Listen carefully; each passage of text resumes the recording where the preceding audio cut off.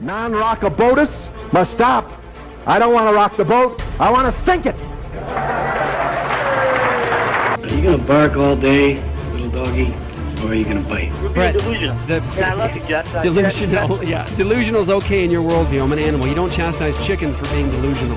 You don't chastise pigs for being delusional. So you calling me delusional using your worldview is perfectly okay. It doesn't really hurt. She hung up on me. What? Desperate times call for faithful men and not for careful men. The careful men come later and write the biographies of the faithful men, lauding them for their courage. Go into all the world and make disciples. Not go into the world and make buddies. Not to make brosives. Right. Don't go into the world and make homies. Right. Disciples. I got a bit of a jiggle neck. That's a joke, Pastor. When we have the real message of truth, we cannot let somebody say they're speaking truth when they're not. Take an amazing journey to a place that will blow your mind and move your heart so you will never be the same again.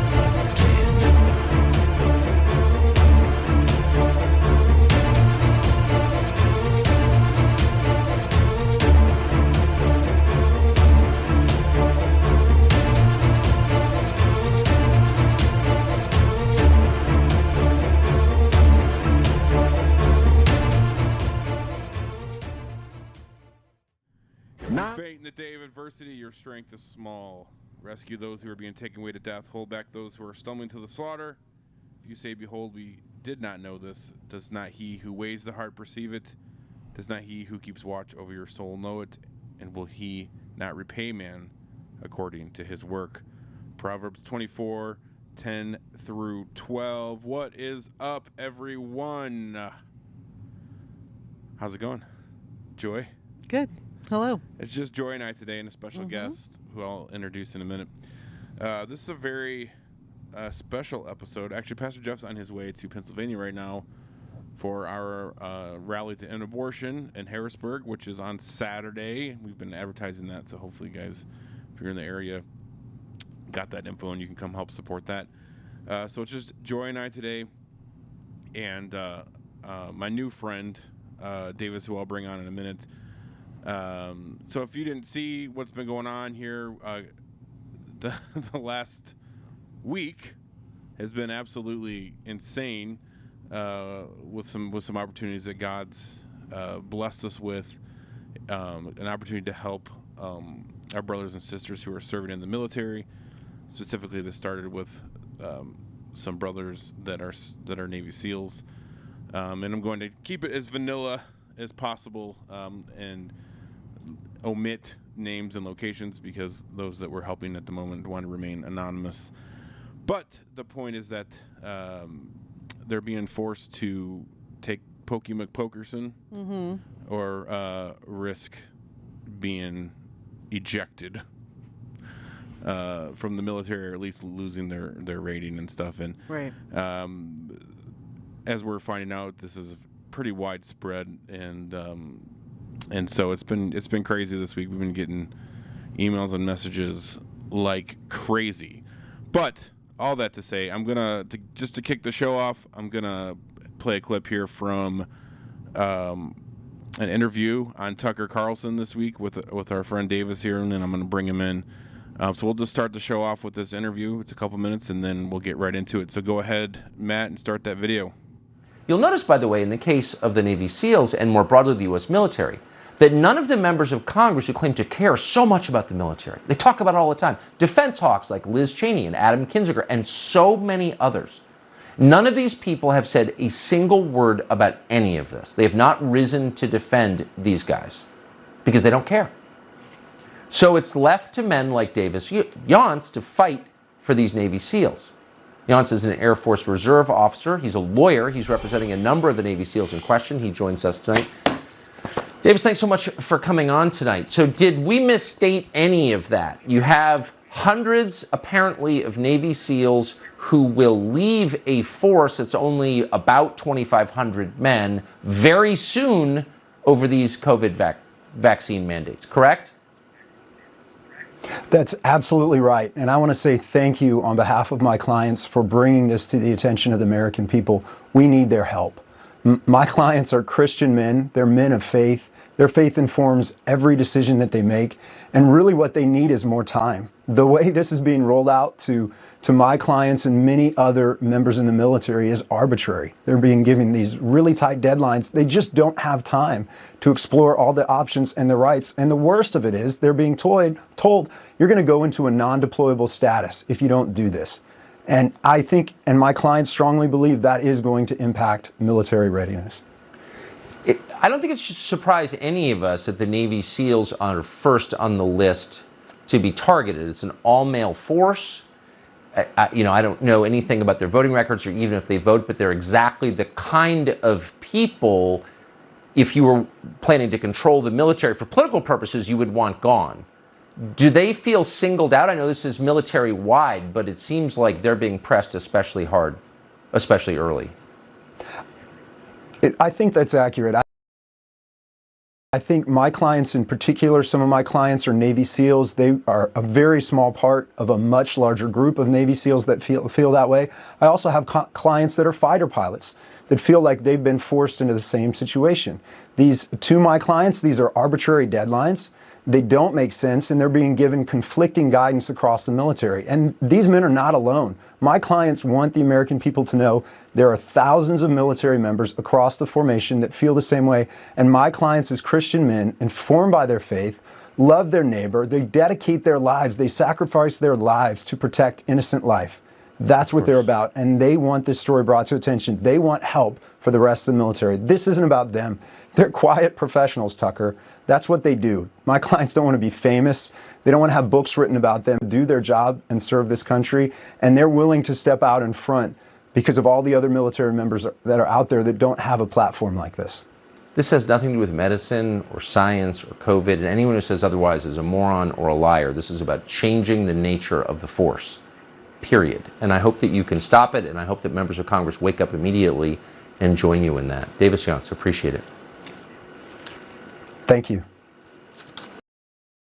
All right, Davis, what's up, brother? Hey, how are you? Good, man. It's been busy, huh?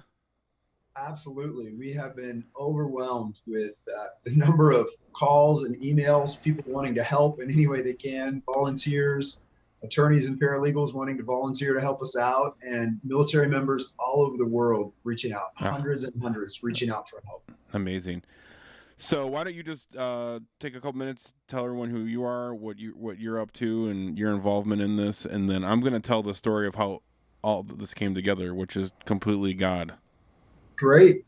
Yeah, so my background is active duty Air Force. I went to Liberty University for undergrad, went to law school. 9/11 happened when I was in law school, and that kind of solidified my determination to serve in the military in some capacity. So I started out in the Air Force as a JAG. I did that on active duty for 11 years. Deployed, did a lot of fun things. Got to teach at the Air Force JAG School, where I was chief of the Military Justice Division. And I still serve in the Air Force Reserves. I have 19 years of service in, and all I do on my civilian side, I have my own law firm now, and I represent military members primarily, and that can be all over the world. And that's how my name came up to help these Navy SEALs and our clients out that we're talking about today. Yeah, right on, man. I've known Davis, I guess, a week. What did we meet? Friday. A week ago Friday, yeah. So we've known each other just under a week. And it's been a whirlwind. So, I just, real quick, I'll tell quick brief story of how this kind of came together. But basically, I had a friend that's a pastor contact me in beginning of July, kind of made us aware of some of this stuff that was going on. I wasn't really sure how it was going to shake out. And then I think Pastor Jeff actually talked to that pastor and one of these SEALs while I was on my sabbatical, so like late July or something like that. And then when we were in Nashville, we actually got a chance to sit down with them and meet with them. So that was just 2 weeks ago. We sat down with them, got to talk and figure out what's going on, and we were like 2 weeks ago already, huh? Yeah, already. Wow. We were like, hey, we gotta do something. So we literally in a week we threw together a meeting with these guys. Again, and I won't disclose the location, but it happened very quickly, and I'll say it involved a lot of unnecessary travel for Pastor Jeff and I to get to one location. But no direct flights. It just makes it impossible.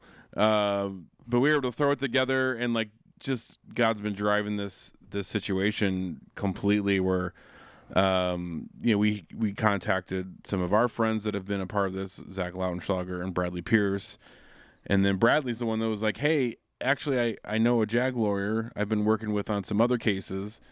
His name's Davis," and I asked him if he'd be interested in participating, and it just so happened that Davis was already going to be in the location where we were planning on meeting, and so we met last week, had an amazing whole day meeting, and I got to give credit to Davis because he like threw together this ridiculous agenda and like paperwork where I was like, holy smokes, how did you do that so quickly? It was incredible. So yeah, I mean, I'm excited. I'm stoked. It's a crazy time we're in.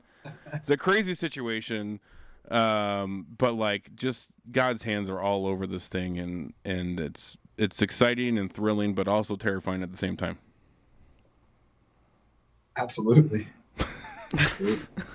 So we actually, I mean, this is part of what we did is we've actually have started or in the process of starting a 501c3 nonprofit called Stand With Warriors. So if you saw the video we just played, that was on there. So it's standwithwarriors.org. So if you're watching and you're in the military, you're in the same boat, like you can go there right now and ask for help. And so Davis was on Tucker on Monday. Pastor Jeff was on John Solomon's podcast Monday morning, and we put up the website that day.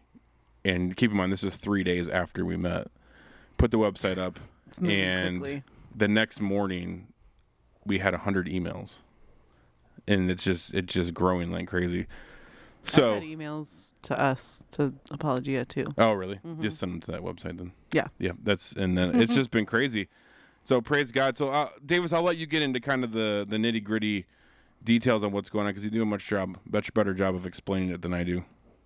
Sure. Yeah. So there's a lot going on, but the big thing that I think helps understand this is the military has rolled out arbitrary deadlines for the vaccine mandate. What does that mean? What are we talking about?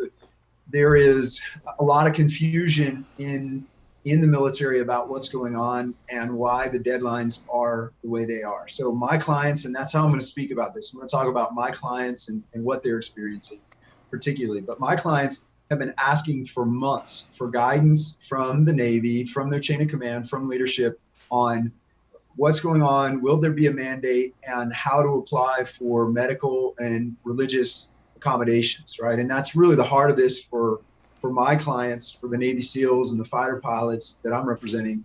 It's about their Christian faith. But anyway, they've been asking for guidance for month after month. And what my clients have experienced is there's been no clear guidance. It's been hold fire, wait till we get guidance. And then all of a sudden, without a warno, our clients started getting Navy page 13s, which is essentially a counseling statement. It can be adverse. It doesn't have to be.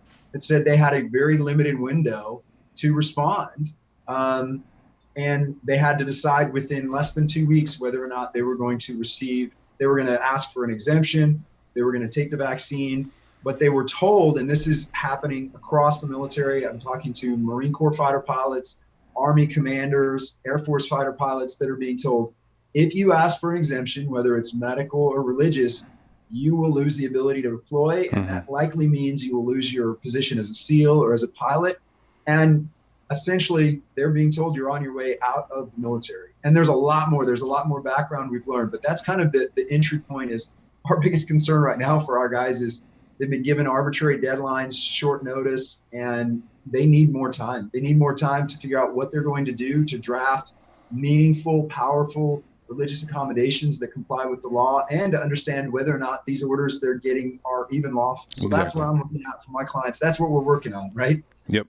Thank you. I was gonna bring up the big question is, because I just saw a comment. Someone said this doesn't mess with their religion and all that.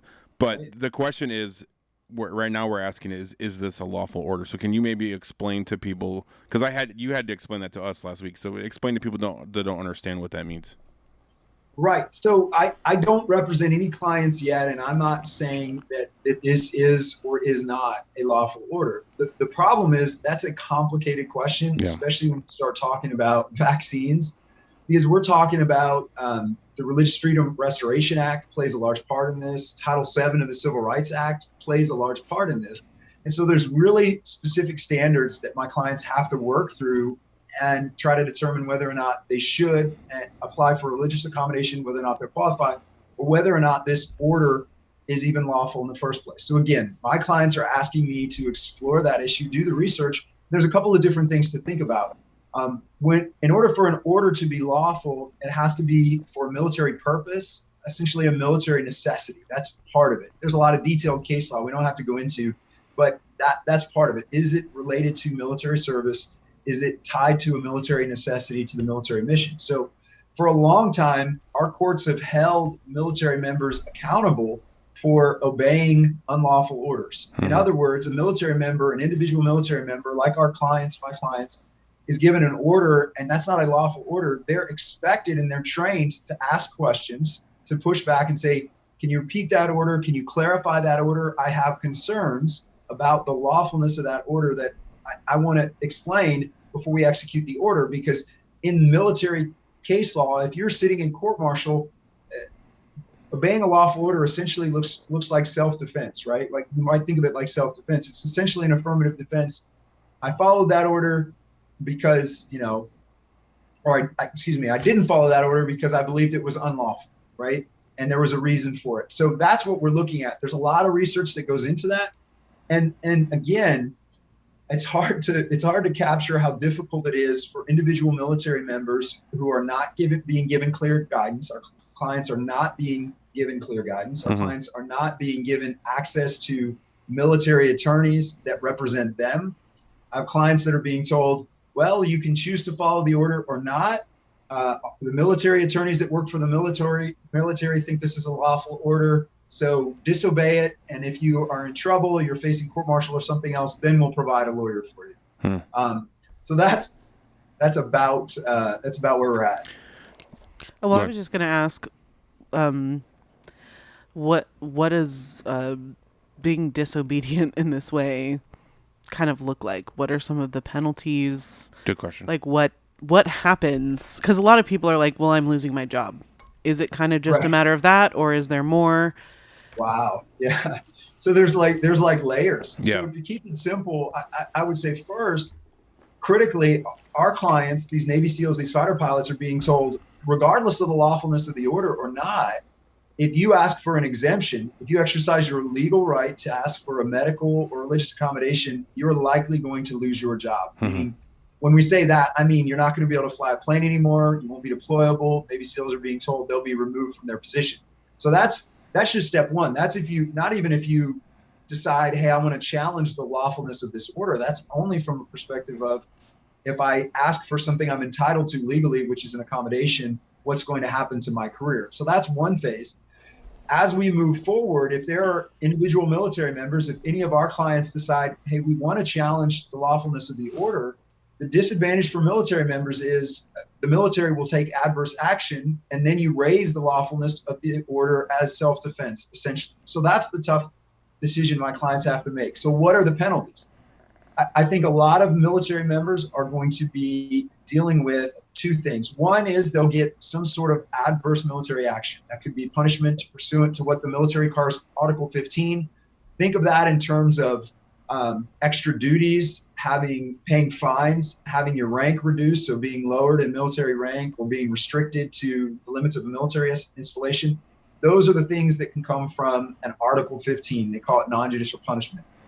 In addition to that, a lot of my clients are being told if they go down that route, then they will be separated from the military. And there's no clear guidance from the military yet what that looks like. Many clients are facing the possibility of what's called an other than honorable conditions discharge, an OTH. That means they're essentially standing to lose all their VA benefits. So potentially VA disability, VA medical care, they're losing the GI Bill, they're even losing a VA home loan, if I have a client that gets out of the military with an OTH, all of those things are a possibility. Worst case scenario, if we want to talk worst case scenario, my clients are looking at the possibility of court-martial. That's a possibility, and that's happened in the past for similar issues. So there is a possibility that some people who choose not to follow this order in the military will be facing court-martial, and then you're talking about the potential of jail time as well as being separated with a dishonorable discharge. Thank you, brother, for clarifying that. I'm reading some of the comments here. Yeah. I mean, someone said, stick to the gospel, Apologia. And it's like, well, this actually is a gospel issue, which we're going to get to. Right. So just sit tight, friend. We'll get to that in a second. But before we get there, I wanted you to speak about military readiness, because this is huge. This is right. Ginormous. And I want to make sure this isn't overlooked. If we have, hundreds of SEALs, I can say that confidently, hundreds of SEALs Absolutely. Saying I'm not getting poked. And that's just the SEALs. But I think what we're discovering is it seems to be a pretty standard percentage military wide. So 20 to 30%, say, of the military saying I'm not going to do this. That affects National Guard, that affects Army, Marine, like everybody.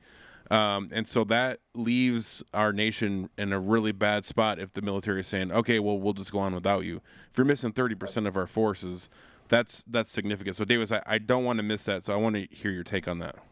Yeah, so I think that's a huge issue. And I will tell you that's one of the primary concerns my clients have consistently raised to me. And part of the reason why my clients and the guys that you met, as well as others, even came to us in the first place. These guys are sincerely worried about the impact that these arbitrary deadlines and this rollout of the deadlines is having on the military. So I don't want to sensationalize anything, but I can tell you on behalf of my clients, I've talked to a military defense attorney who has a connection to the California National Guard. The latest number he's heard is there are over 500 that are potentially in the queue to be administratively separated from the California National Guard. Why do I throw out that number? In order to do that, if that number is accurate, the California National Guard would have to hold administrative separation boards. On average, if we're talking Army, Air Force takes longer to do them, right? When we talk about differences in service, but we're talking Army, we're talking about a full day typically for an administrative separation board for a military member. So start to do the math. And if that number were accurate, just in California, that would be 500 days that it would take to do the separation boards for those military members. So you're talking JAGs, you're talking 3 officers or senior enlisted personnel for each board. You have to have members that are not conflicted. So you're talking about a huge expense and a huge effort just to do those administrative separation boards. That's just in California. I've heard similar numbers out of Michigan. I've heard similar numbers out of Pennsylvania. So again, I don't want to sensationalize it, but if we start to look across the formation, across active, Guard and Reserve, what my clients have been hearing, what my clients are telling me, what I'm hearing from other attorneys that are representing clients is that is a shared concern. Their clients are telling them this will impact readiness based just on sheer numbers. And I will agree, what I'm seeing from my clients is a 20-25% number as of yesterday is what I'm hearing. Yeah, it's incredible. I will say one more thing too, because someone said stop promoting anti-vaccine stuff. Like, we've never ever said that we're anti-vaccine. We've intentionally stayed away from this conversation. I get people honestly all the time that are like, want us to preach anti-vaccine because of aborted fetal cells, and we've intentionally stayed away from that. This isn't an anti-vaccine thing. This is an anti-tyranny thing. This is the government telling you what you have to do with your body. This is the government stepping outside of their sphere, their God-ordained sphere of government, outside of their role of Romans 13 to be the avenger of evildoers and to protect the good. This is tyranny. That's all that this is, and this is where it brings it to the gospel issue. These men that we met with last week, I can tell you, were such an incredible blessing and encouragement to me. And I'm sure Davis can echo that as well. These are not just Navy SEALs that we're talking with. These are men that are faithful Christians that love Christ, that love the gospel, and they're willing to stand on those principles, those biblical principles first. They swore an oath to the Constitution, and they're willing to stand up for that, even if that means losing their job. And a number of them, man, I just can't tell you how blessed we were. A number of them were like, I'm going to be martyred. My job, I'm going to be martyred as a SEAL. Like, I don't care, because it's bigger than me. It's bigger than my job. It's bigger than the Trident. This is about principles. This is about the Constitution. This is about fighting tyranny. And it was such a blessing. And as we're saying, this is much bigger than we even realized initially, and it's continuing to grow. And I would be remiss if I didn't sit here today and say that this is about the gospel and about Christ. And these men love Jesus dearly, and they want that to be forefront. And Davis said that on Tucker. I know he was on some other interviews where they cut that out. But it's very important to us. It's very important to the men, which, by the way, SEALs by nature are not in the public eye. They intentionally stay out of the public. They don't want their names and their faces out there, because that's not how they operate. So they all unanimously said that Pastor Jeff was the spokesman. So if it's not coming from Pastor Jeff or Apologia or Davis, like, don't believe it, because we're speaking for them. And that was what was most important to them, that they want everyone to know that this is about the gospel. Right. And I will say this just to back up a little, if I can, to touch on the issue of anti-vax and all of that. I can tell you, I'm not representing a single client that is anti-vax as a political position or anything else. That's not where they're coming from on this. One issue that's I think finally gaining traction and has people asking questions is, in the past for vaccines, the military has always recognized, or at least for a long time has recognized in written guidance, in regulations, and military instructions, that natural immunity is a reason to exempt someone from a vaccine. In other words, if you had a military physician that tested you, you had the positive serology, and so you had immunity to a virus or to a disease, then that military would say, hey, we'll recognize that as a reason not to have to get the vaccine. In writing, I've seen it. You've seen it, brother. In writing, what's coming out, what is being handed to my clients are orders and guidance that says serology, natural immunity is not being recognized for this vaccine. Whether you have natural immunity or not, that is not a factor for my clients in whether or not they're able to continue to do their job and deploy, and whether or not they have to get the vaccine. So, I mean, I think that's a crucial point, because I think it's fair to ask, what is different about this vaccine? Why I think my clients have a right to ask that question when we talk about something there's no long-term safety studies on, no 5 to 10 year studies, because it's new, right? Just by virtue of the fact that it's new, I think it's reasonable for them to ask questions and ask for time to work through these issues. And again, my clients are not anti-vaccine as an agenda, but they do want to have their question answered, and they want to have time to answer those questions and ask. Oh, we lost you. We lost your audio there, Davis. Uh-oh. Oh, there you are. You're back. We're back. Okay. All right. Go ahead.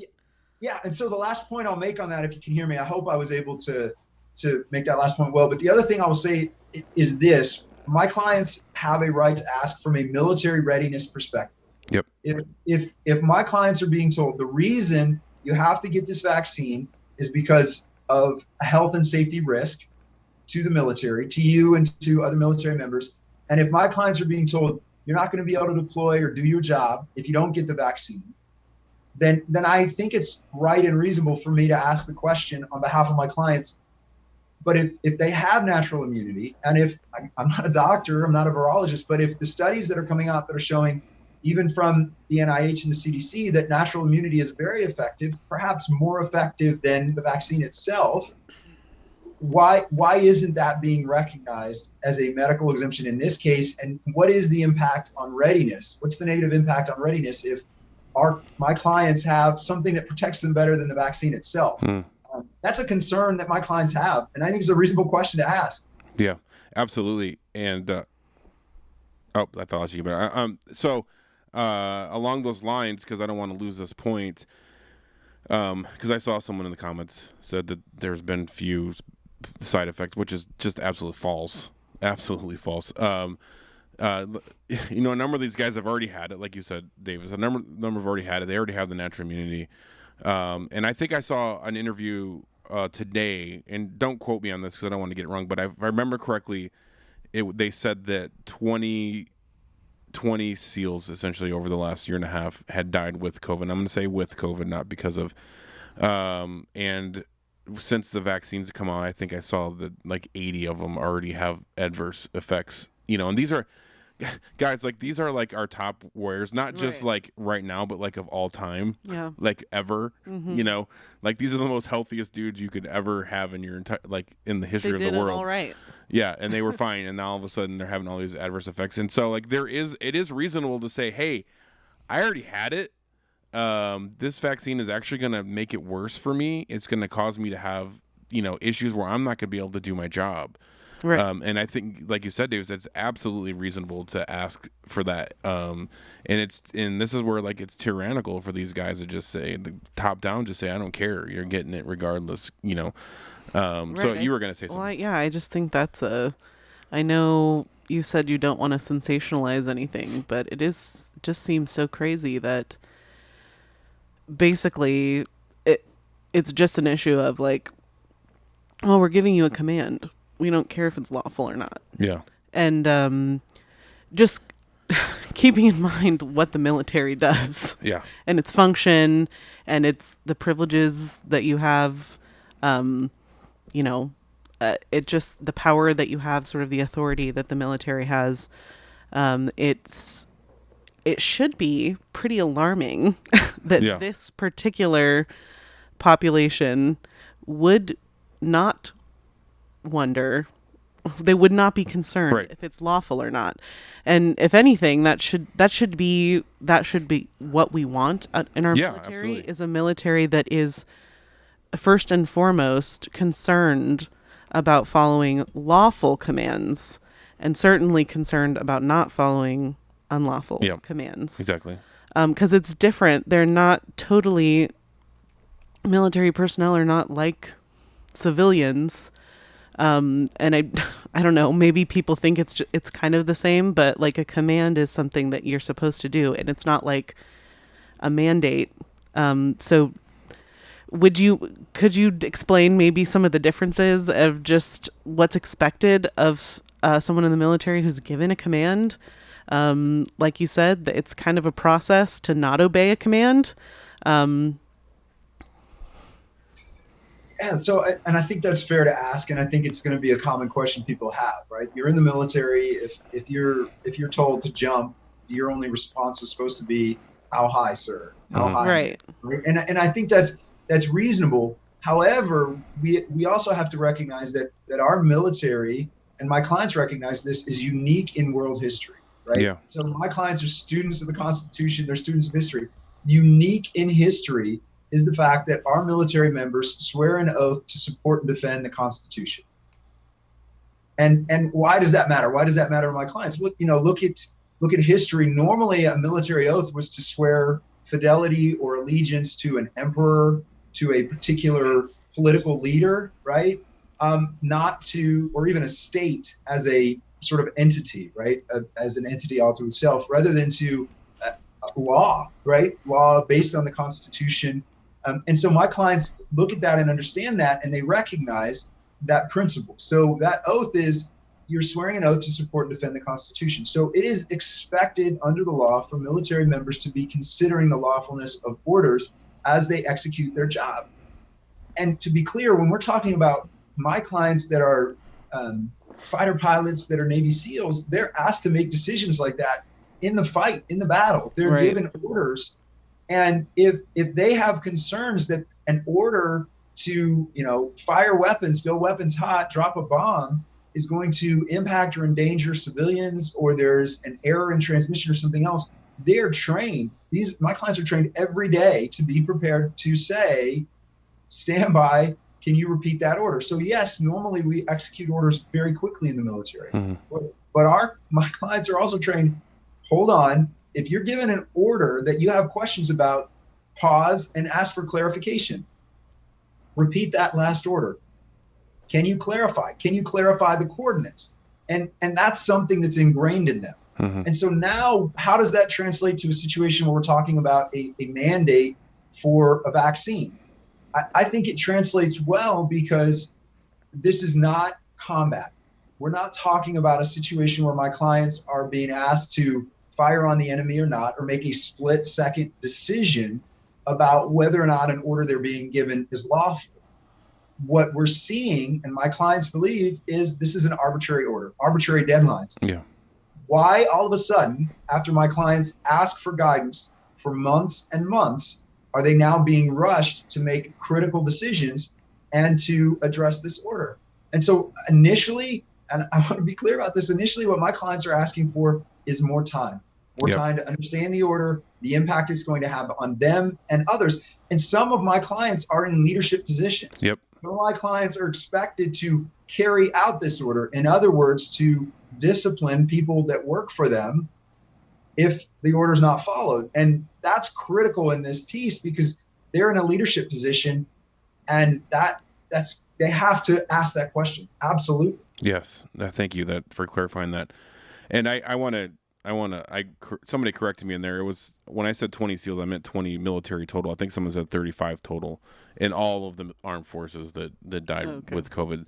I misspoke. So thank you for that correction. Yeah, I mean, I'm just watching some of these comments here. They're just crazy.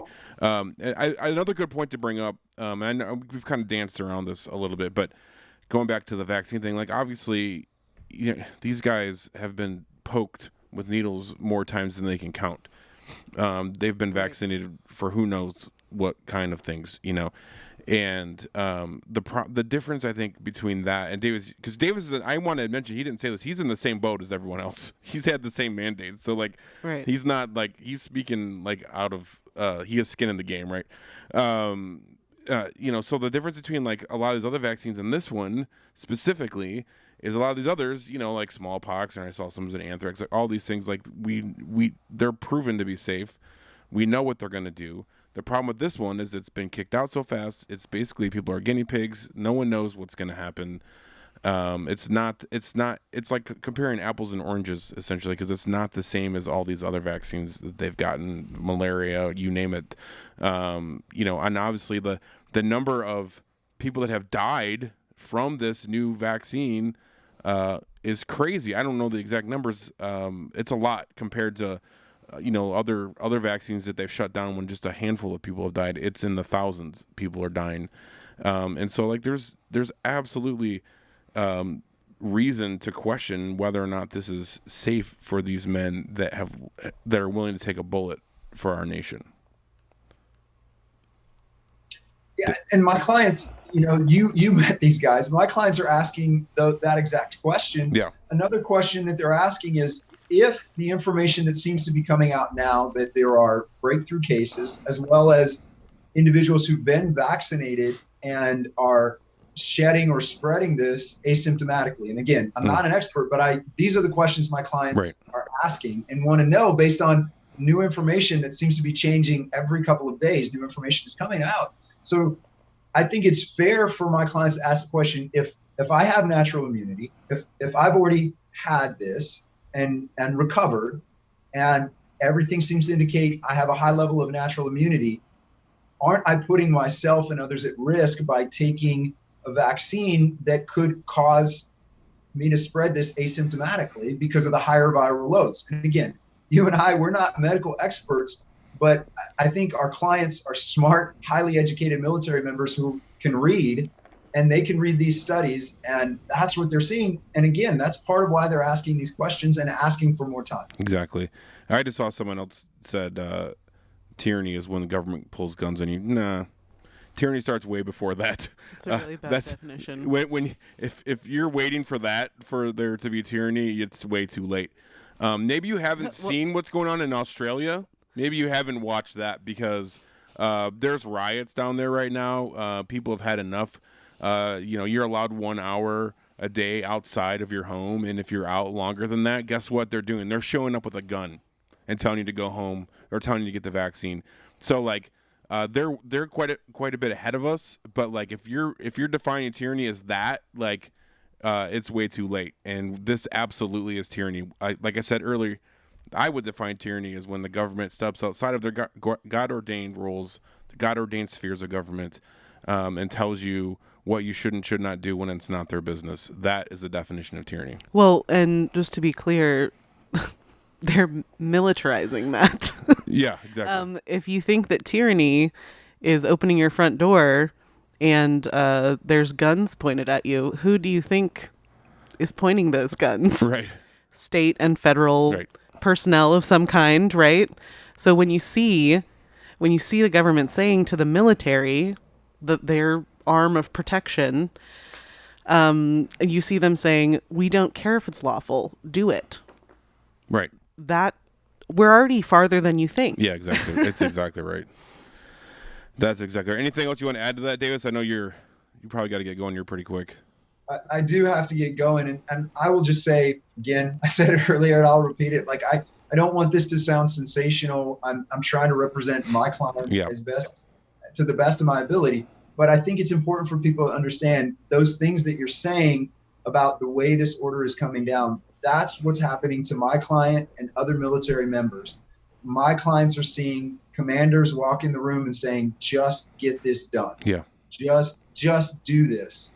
I have talked to chaplains in the military. My clients have talked to chaplains in the military that are saying the guidance they're being given is, if someone comes to you and says, I have a religious accommodation, and I just found this out today. If someone comes to you and it says they have a religious accommodation, ask them political questions first. As a chaplain, ask them political questions first. And as you ask them those political questions, take note that when this individual came in for their meeting with you, they started talking politics first. In other words, these chaplains are being given guidance. I learned this from my clients. They're being given guidance to ask political questions first and then document that as if it was the military member that was trying to make this a political rather than a religious issue. Yeah. That's troubling for my clients to be hearing things like that. And it's concerning. And again, you met these guys. They don't want to be famous. They're quite professionals. They just want to get the word out and try to get help for those military members that don't have the visibility of the platform that a Navy SEAL or a fighter pilot might have. And that's part of what they've asked me to do, is help get this word out so that people can look at this issue, and hopefully we can get more time for military members across the board. Amen. Thank you, brother. I appreciate it. So, like I mentioned, you can go to standwithwarriors.org. If you're in the military, you need help, or if you want to donate to, we've made this so that people can donate money for these guys, for our men and women, actually, to be able to get the legal help that they need. And so Davis is, he's a big part of that. So any other way you want people to contact you, or just through that for right now? Standwithwarriors.org is absolutely the best way, just based on the sheer numbers we're getting. And the other piece, and I know you guys will probably talk about this, but my clients feel that part of the strategy should be to be contacting Congress, to be contacting state governors, and absolutely asking for help. So as things develop, standwithwarriors.org is going to have that information, how to do that, and where to go to get the information on who your representatives are. Thank you. I forgot about that. Anybody that wants to help, definitely look for those resources. Yeah, I'm glad you reminded me. It's literally we're like adding pieces to this website every day. So yes, that is there is a form on there actually that you could an example of what you can send to your congressman. So thank you again, brother. I know you got to go. You got a lot going on, and looking forward to seeing how God uses this and working together for more. Thanks, brother. Take care. All right, you too. God bless. Man, he's a good dude. So I do want to mention too, we actually, I don't know if it's up now, but we can send it to people. We actually, because we've had a lot of military contact us and just say like, hey, I just want the religious exemption, even if the religious exemption doesn't get them anywhere, because like with the SEALs, like it'll get them a desk job essentially. Right. But some guys are saying, I just want the religious exemption, and we've made that available. So if you need that, you can contact us, and we have one through Stand With Warriors. We'll get you. And someone else brought up a good point here, and thank you, Jay Wright. Thank you. Another good definition of tyranny is rebellion against the law of the land, and that would be the Constitution. So lex rex, the law is king, and so a lot of these guys are saying, "Hey, like I made an oath to the Constitution. You know what you're asking me to do violates the Constitution." If there is anyone that should be asking these questions, it is people who are in the military. Like he said, they're specifically trained to ask the question, is this lawful? Yeah. Does this protect the Constitution? Yeah, exactly. Exactly right. And again, I saw another comment. Again, brother, like, this absolutely is a gospel issue. We can't separate the gospel from politics. Politics is nothing more than legislated morality. That's what politics is. That's the definition of politics. It's legislated morality. The question is not, are we going to legislate morality, but whose morality are we going to legislate? This absolutely is a gospel issue. I'm sorry if you feel that way. You maybe not have been watching us very often, but we are always talking about political things because it's an issue of morality. And so I think I've made a strong case that this is a gospel issue. This isn't just politics. Yeah. Well, and we have an entire body of work right in this podcast doing that as well. So. Yeah. Exactly. And so there's one other thing I want to mention, and then what I'm going to do actually when we're going to close this out, and then Pastor Jeff did a 20-minute-ish kind of emergency video on Monday that really explained a lot of this in depth as the spokesman for these men. And I want to make sure that gets double exposure. I want to make sure that everyone has seen that and or heard that through the podcast. So what we're going to do, I'm going to close this out in a minute, and then we're just going to tag that onto the end of this episode, so make sure everyone sees that because it's really important. But one other thing I want to mention, and I think this is much bigger than just, do I get the vaccine or not? One question I ask these guys, because I've heard stories, I've heard some video clips, the last 6 months or to a year of basically our military being partaking in woke training, stuff like that, and I was just kind of like, I heard it and I was like, are they serious? Like, this is ridiculous. And so I just asked these guys when we were meeting, I said, just curious, because I feel like this goes hand in hand. I'm like, have you guys received woke training? And they're like, oh yeah, absolutely. So these are our Navy, our best warriors. They're having to go through training, teaching them to be woke, teaching them that, that being white is the same as, being a Nazi or something, like this whole thing of whiteness, and these guys, they just straight up said, like, they had to do transgender training, then they had to do the woke training, and now this, and they said when we had to go through that initial training, like, that's when we knew they were out for Christians, right? So the military is actively trying to remove Christians from the military and basically saying that Christians are terrorists. That's essentially what this training is doing. And even though they want to hold on to people who won't question lawless commands. Yeah, exactly. And so I was really, that hit me hard when I heard that. And I was like, okay, that makes sense. I hate it, but it makes sense. Yeah. And this is just part of that. This isn't a standalone thing. It's part of a bigger picture. And that's why it's so important that we help these guys stand up against tyranny, against unlawful orders, help them fulfill their oath to defend the Constitution. It is much bigger than them. And so, yes, I just wanted to make sure I shared that because I was very shocked to hear that. Yeah. Yeah. Anything else? No. Okay. Pray for them. Pray for their wives. Yes. No, thank you. Thank you. We actually met some of their wives. Okay. A lot of these guys we met with are young dudes. Some of them are older and have been around a while, but a lot of them are young dudes. A lot of them aren't married, but some of them are married. They're, have young wives and young children. And really a lot of, you're talking about people who, some people make the decision to join the military just for the benefits or to have tuition paid for and things like that, or even, as he said, home loans, VA home loans, that kind of thing. So you're not talking about just, these men are making a principled decision that they know is going to affect their wives and their children, but they know they have to make Exactly. the principled decision. Exactly right. But that's hard. That's difficult. I mean, I'm not a man. So I don't lead a household. Yeah. But I can only imagine that it's probably heartbreaking. Yeah. You know? No, I'm glad you mentioned that. And we were able to meet a bunch of their wives. Christine came with us, which was really encouraging for them. And yeah, so please be praying for these guys, for them and their families, that God will protect them. Not just these SEALs. Again, it's much bigger than that. And they're under a lot of pressure, and they're in a really difficult position. So again, and someone just asked me your giving religious exemption based on what scripture. We're closing this out, so I don't have time to get into that. You can go to apologetics.com, look under resource tabs. We have a whole statement up there that lists plenty of scriptural reasons. We're going to also be having that up, basically the same thing, tweaked for the military, up on standwithwarriors.org.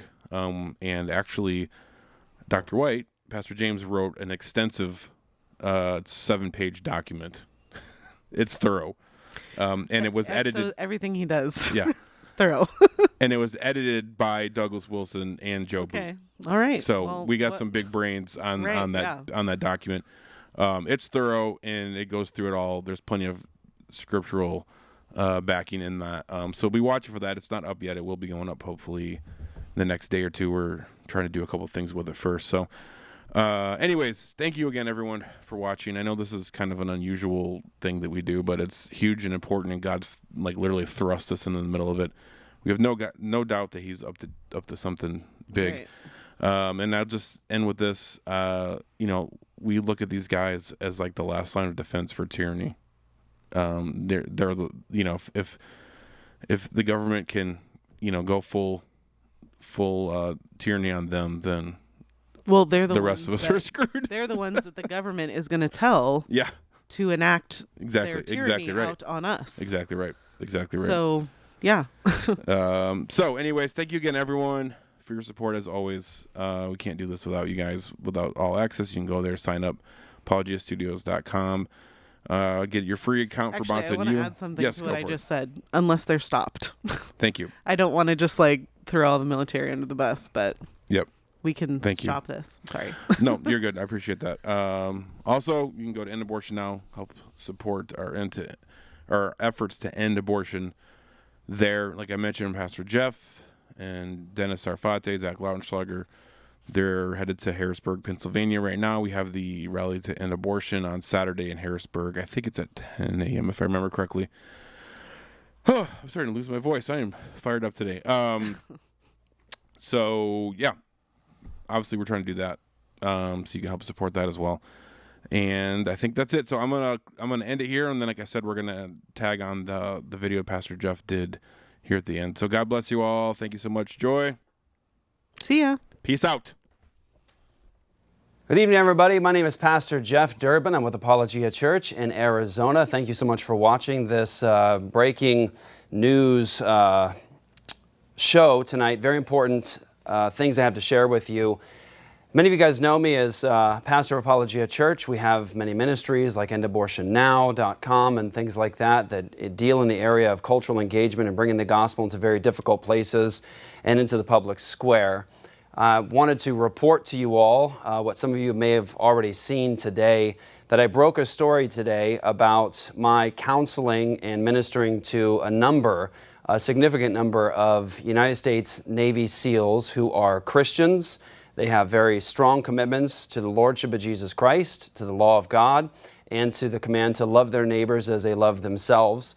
They are committed to the biblical principle of the preservation of human life, and these are Navy SEALs who are resisting the vaccine mandate. Now, as of right now, there are hundreds of United States Navy SEALs, our most important warriors, one of the most significant fighting forces in the history of the world. There are hundreds of United States Navy SEALs who are opposed to the mandatory vaccine, resisting the vaccine. Many of these SEALs have actually already had COVID and recovered from it, and they have natural immunity, and this is their essential story. Right now, they're being told that they need to get the vaccine or they are going to be non-deployable. They will not be able to deploy as Navy SEALs, which means in resisting getting this experimental vaccine, they will no longer be Navy SEALs. That's a situation that they're being put into right now. And what's important to note about this at the start, I want to make sure that I'm expressing what they're going through in a fully accurate way. These are United States Navy SEALs. These are disciplined men. These are strong men. These are critically thinking men. We need that in them. And these are men who are silent professionals. That means that these men do not want the limelight. They don't want the spotlight on them at all. They do not want to come out publicly and use the trident for any personal gain. These are men that ultimately, and this sounds odd in terms of talking about the best warriors in the world, they can't speak for themselves. And so I am speaking on their behalf. I've been counseling and ministering to a number of these United States Navy SEALs who, again, are Christians. And these are men who have committed to lay their lives down for your family and mine, for our safety. These men represent the very tip of the spear. And in this particular fight, they represent the tip of the spear in one of the most important fights that's probably affecting your family right now, this nationally mandated vaccine and this federally mandated vaccine even for the military. And it's important for you to know, as I explain to you what they're going through, it's important for you to hear from me that these men do not represent a group of men within the Navy SEALs who are anti-vaxxers or anything like that at all.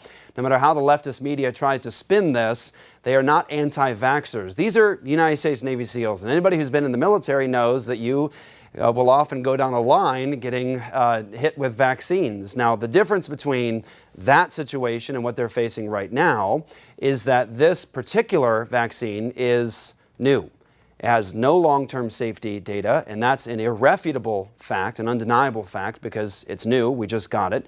So there's no long-term safety data, and anybody can read the documents, the hundreds and hundreds of pages of documents that are coming out on a regular basis from solid scientists and reputable people, even in government, that will tell you that the short-term data that's coming from this vaccine is actually pretty alarming. There are a number of people who have been harmed from this vaccine, or even killed.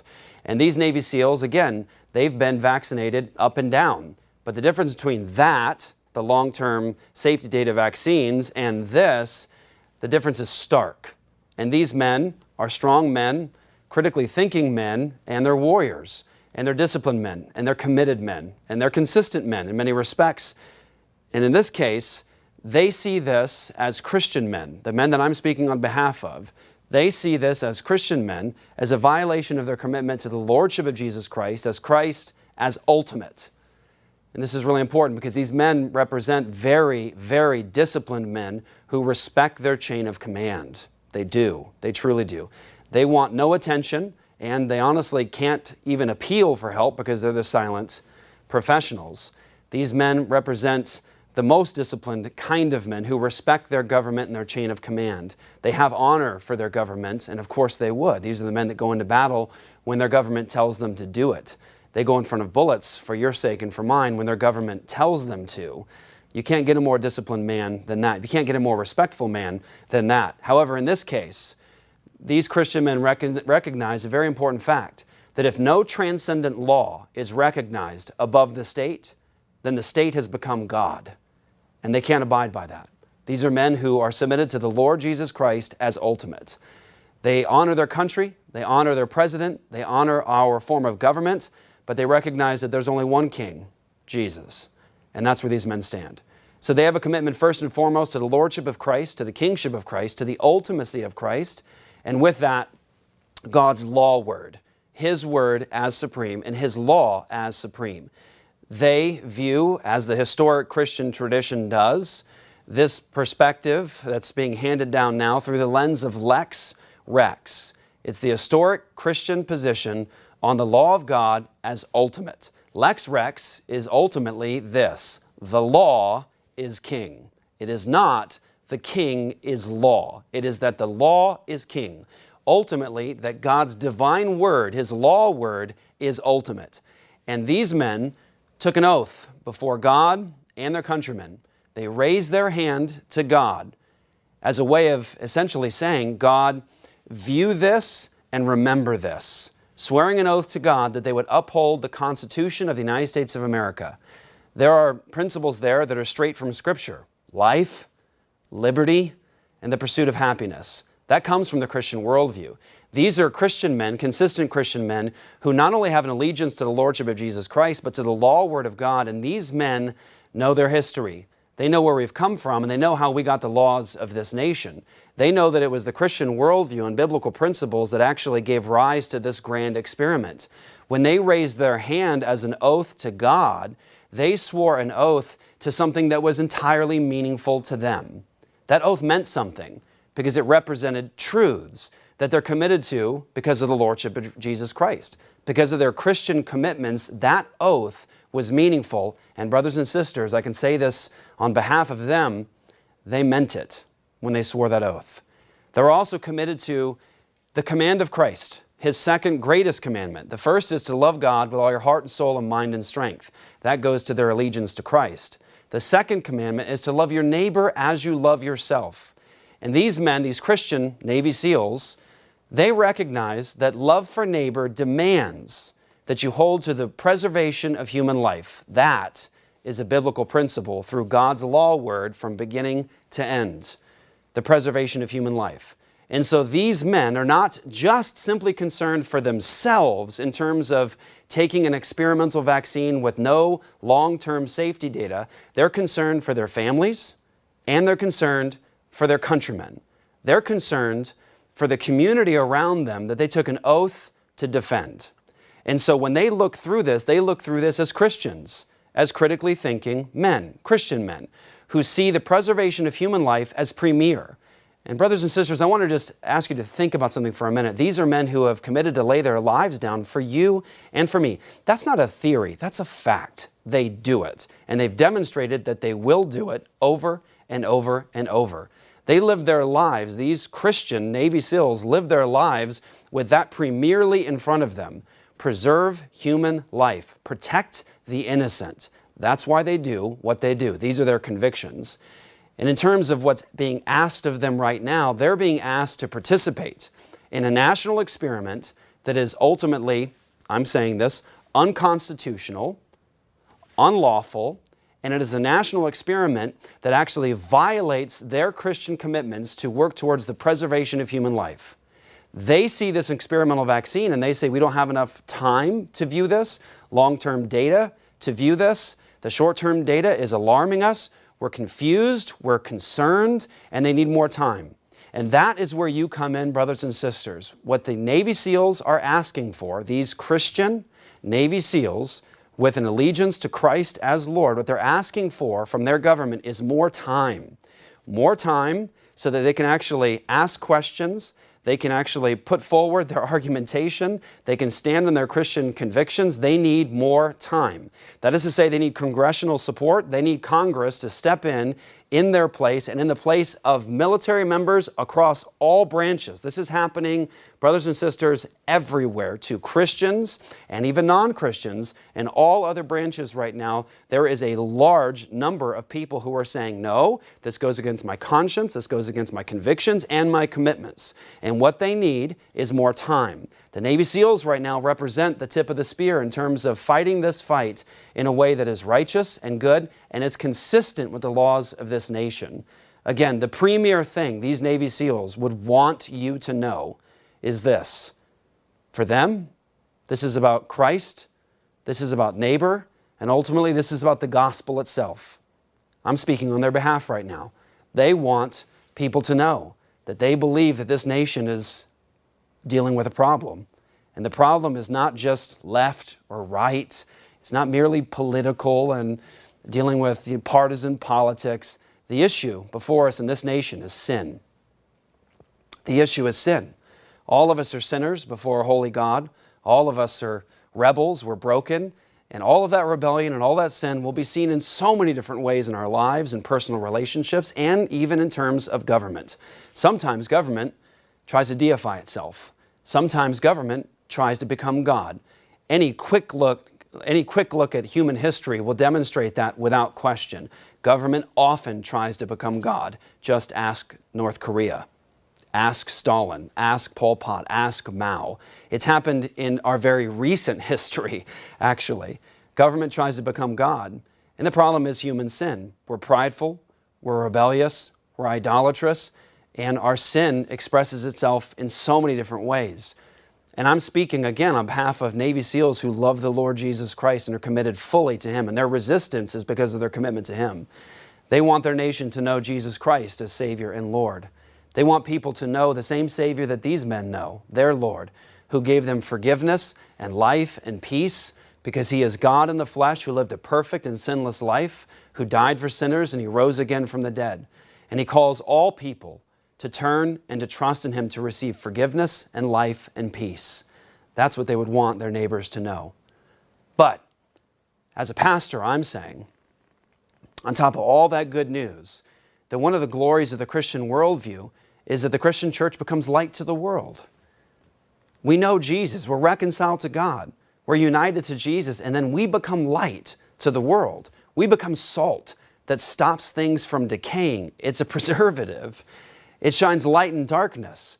And the glory of the Christian worldview is that it is not just about saving us from sin, is that the goodness of Jesus Christ actually extends out into the world through His church in terms of justice, liberty, and peace that comes from His law word. And these men recognize that when we abandon the Christian worldview and the Christian roots of this nation, what's left is only tyranny. It's only totalitarianism. And so these Christian men, this significant number of Christian Navy SEALs who have a complete allegiance to the Lord Jesus Christ and have deep Christian commitments, they're resisting. They're resisting in ways that are extremely meaningful. Just consider this. There are so many members of the military, and I want you to know right now that we're praying for you, who are resisting and having their jobs threatened. Their careers are threatened. Their ability to feed their families, their children, are threatened right now. Many of you, nurses, doctors, hospital staff, you've already been fired.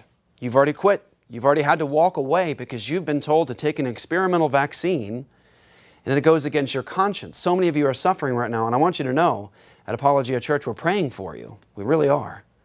So many of you guys have lost your jobs in the last couple of weeks. Some of you guys are facing the loss of your job in just the next couple of days, or maybe even by tomorrow, because of these unconstitutional mandates.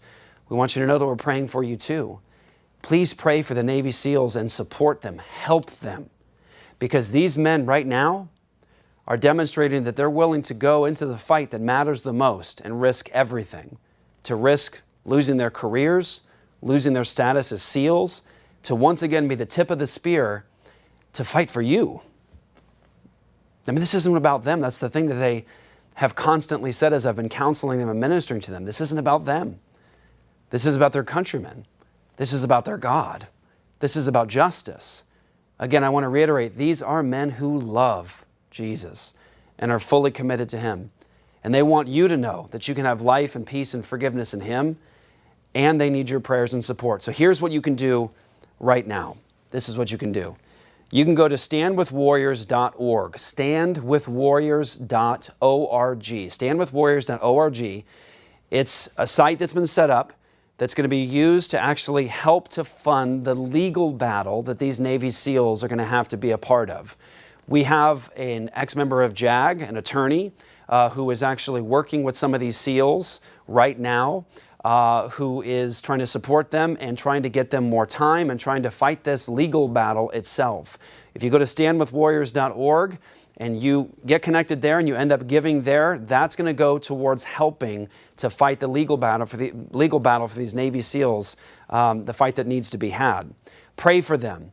Now, I know you hear this often, because I recognize this in myself. You hear somebody say, contact your congressman, contact your congresswoman, contact your state legislature and demand of them that they do something about such and such a thing.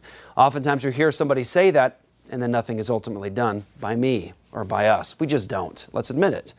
In this case, the implications of this mandate are so far-reaching that you will love somebody who is affected by this. You're going to love somebody, or you know somebody that's been hurt by this. Perhaps you already have been. This is going to affect so many people, And if we want to see change, number one, we need Christ, we need the gospel, we need peace with God. And number two, we need to be light. In a situation like this, we need to actually call upon God's deacon, the civil authorities and the governing authorities, and we need to say, do your job. Do your job. Protect the citizens, uphold righteousness in this state or in this country, protect these Navy SEALs as they are essentially engaging in this, in many ways, first in terms of when the American people are really hearing about this. So let's pray for these Navy SEALs. Let's support them. Contact your congressman or congresswoman and demand of them that they do everything they can right now to support the Navy SEALs as they are ultimately trying to resist this mandate and do away with this very unconstitutional and unrighteous and unjust order. Again, go to standwithwarriors.org. All of that ultimately is going to go towards supporting our warriors, our men and women of Christian faith who are standing against this vaccine mandate. Brothers and sisters, again, pray, and we'll see you again this week.